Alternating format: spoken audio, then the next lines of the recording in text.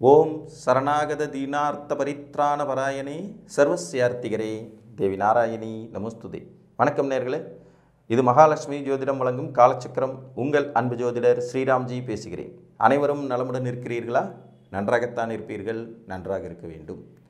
இன்றைக்கு தீப ஒளி திருநாள்.